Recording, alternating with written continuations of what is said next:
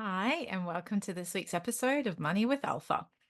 Today, I wanted to go a little bit deeper onto the mental side and the our mindset side of financial abundance specifically.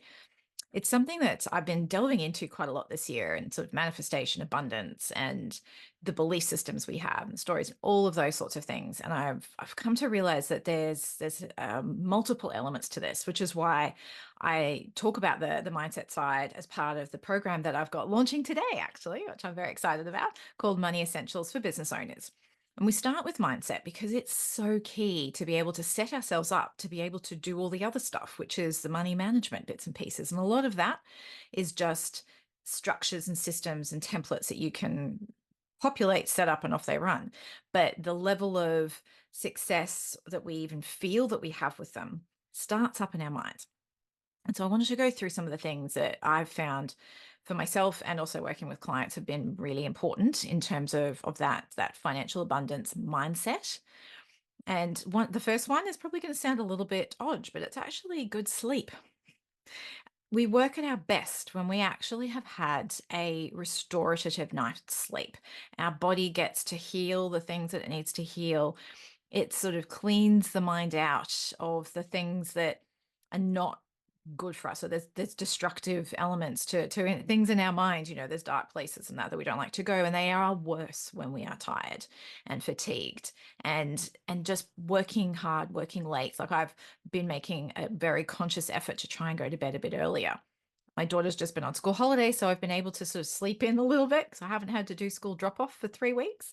And I've noticed the difference. When I wake up, I feel a lot more refreshed because my body has been able to naturally wake itself and it just starts the day off so differently. So a good sleep is really important. So making sure, I mean, there's lots written about this, so I won't go into too much detail, but a dark room, be hydrated well before you go to bed. Not screens. I think it's like 60 minutes before. There's a number of different things there that you can do to help, having the right temperature in the room, all of this to actually support having a good night's sleep. So that's really important. Step one. Number two is having good food and enough water. And this is particularly important before bed as well.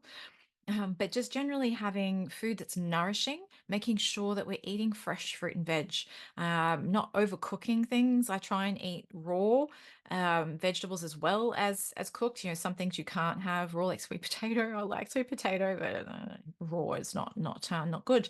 Having legumes and nuts and being able to. I mean, I'm vegetarian, so a lot of my diet revolves around plant-based nutrition, but whatever works for your body. So if that's something like gut health and a lot, I think that's a really important thing to get right as well, because our second brain is in our gut, as they've discovered. So being able to make better decisions and have better energy, have better mental capacity. I remember I do, and I try and eat like this normally anyway, but I went on this sort of eating challenge a couple of years back, and it was cut out sugar, wheat, dairy, yeast, caffeine, alcohol, meat. There was so many things. I mean, there's a few things in there that I don't eat anyway, so it was quite easy to do. But there's sugar in pretty much everything. Like I've become a label reader, and I find that when I eat too much, I get the shakes, and I just don't function well. And the thing that I loved the most about it all was the mental clarity.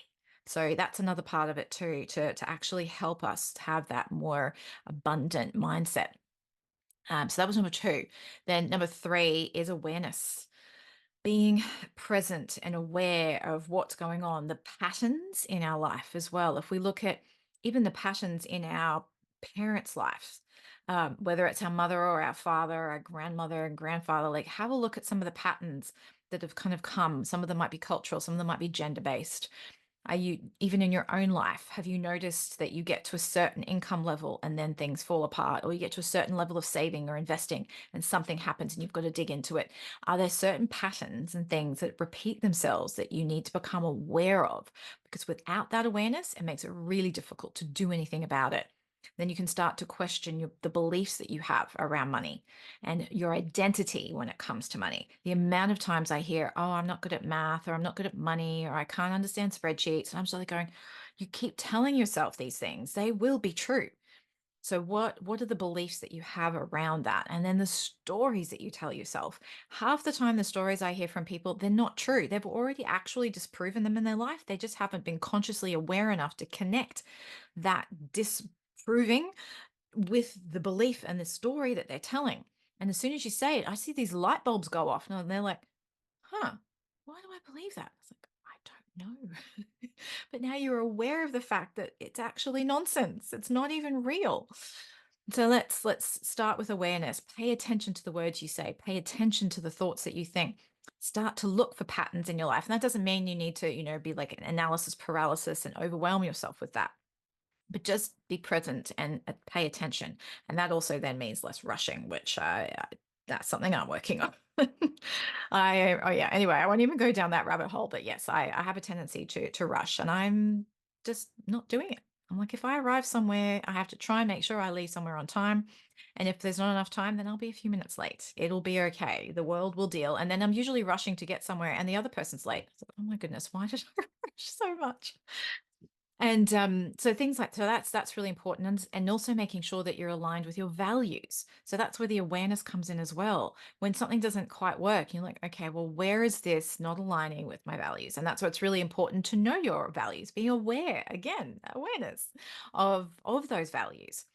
If you need any help in that space, please let me know, because I do values discovery sessions if you'd like to delve into that in a little bit more detail. And these aren't things that are just important to you. These are core values that actually are like a compass for your life. Being aligned to that is really important, especially from a financial abundance perspective.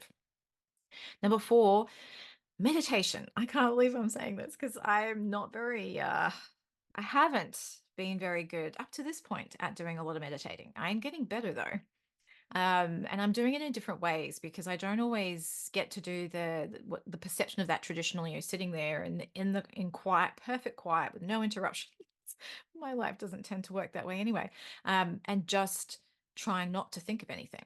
That doesn't work for me, and I'm sure there's a lot of other people that doesn't either. So working meditation into your world in a way you can. I was listening to a podcast the other day, and it said just do like 90-second meditations. I was like, really? You can do that? Huh, right. Okay. It's better than nothing, really. Obviously, the more you can do, and there's guided meditations, which I like to do as well, because I'm like some people's voices are just transfixing. I just like, oh, I love listening to this person talk. I don't always actually listen to the words that they're saying, but their voice is so soothing. So actually, I quite like guided meditations. So that's meditation, and even just some quiet time where there's no music playing, there's no noise. I mean, obviously there's nature, which is lovely. I went up to the mountains last week with my husband. We celebrated our 10th wedding anniversary, and I actually went out onto the patio of where we were staying to listen to nature, and it was absolutely silent. I was going, where are the birds? Where's like the wind that was here a lot long ago? It was so amazing. It was absolutely still and silent for a few minutes. I thought, this is just beautiful. There's so much in this, and it just feels nourishing as for your like soul. So anyway, so even just some quiet time. And number 5, I'm only going to do 5 today, is having some time discipline. Um, on a regular basis, scheduling. There's also habits that build into this, but just generally being a little bit more disciplined and scheduled with your time, making time to meditate, making time for breaks, making time for nature, for self care, for getting outside, for exercising, for making enough time to be able to make the nourishing meal, because fast food snacking is not going to nourish you, but it might take a little bit of extra time. Even just the other day, one of my favorite lunches at the moment is this sort of very rich salad, and I didn't have enough time to make quinoa, which I usually like to put in it, but I had these falafels that I bought at the farmer's market. And I was like, oh, I'll just like squish up one of those in there. And I have some lettuce and kale from the garden. So I just quickly went and grabbed them. And then I had some other like edamame beans and some avocado. And I just put a little bit of this sugar-free mayonnaise that I found on it. And it's absolutely delicious. I so love that. I thought, you know what? It doesn't even take that long, really. But there's just that mental perception that, oh, I've got to make my salad. I love my salad, but do I have the time to make it? I'm just going to make the time to make it. And you schedule that time, and you be very disciplined about that, because your body will thank you. And then all of these things support your mind and your body and the feeling that you have in your body, so that when you do want to delve into things a bit more and you have a sense of abundance and a sense of, I am doing the things that will actually get me where I want to go, and I can deal with the mindset, because it's not like you deal with your money mindset and that's it, done, move on, let's find something else to worry about. It is going to come back. There will be triggers. There's people in your life who will have known you from the days where those stories were created, and they'll say something will take you right back to where you were when that first belief and story was formed. And you've got to get yourself back into the present state with all of that work you've done, all that knowledge that you have, all those tools and strategies that you have, that awareness to bring you back into the present moment, to the person that you are and that you are growing into as well. Because that's, who you are now is not who you'll be in a year's time, in 2 years' time, and certainly not in 5 to 10 years' time. I look back on me sort of all those years ago. I thought, oh my goodness, I couldn't have even imagined the person that I am today and the things that I have and what I'm doing. Not even possible. So don't constrain yourself with that. But if you do have somebody who pulls you back in time, bring yourself back to now and remember that vision that you have and the things that you're working towards. So these are strategies that you can use again and again. I'll just repeat them because they're simple but important and powerful. So first one is good sleep. The second one is good food and enough water. The third one is awareness. The fourth one is meditation or quiet time. And the fifth one is time discipline and the habits that you have around that. So start to practice all of these and be conscious. Write them on a post-it note. Make them part of your conscious reality each day. And remember that when you have a trigger, because we will get it, because trust me, you start to go on this path in this way, there will be things that will come up to test you. And it's not there to test your resolve. It's not like you're, a test that you can pass or fail, because we're all on a journey. And there's always things that we do. We go forwards and we step backwards. We go forwards even further and then we step back a little bit. We're human. It's iterative, and it will keep growing and evolving and developing. So don't be too hard on yourself, please. And just have some joy and ease with it too. As far as sleep goes, if it's an afternoon and the sun's out and you just want to lay and read a book and you fall asleep, so be it. That's great. Your body is allowing itself to do what it wants to do. We don't often do that. We often push through. I'm very guilty of doing that. It'll be 10 o'clock at night. I'm like, oh, I really should, start to get ready for bed. But I just want to finish this email, or I just want to finish this. And sometimes I'm like, cut it, done, out, head for bed routine, read, do some meditation, brush my teeth, and just start to calm myself down before bed. So I hope you found that helpful.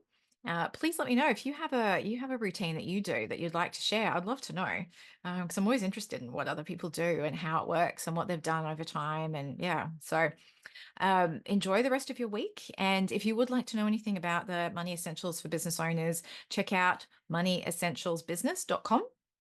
And yeah, follow along. So it's going to be a lot of great content coming out this week.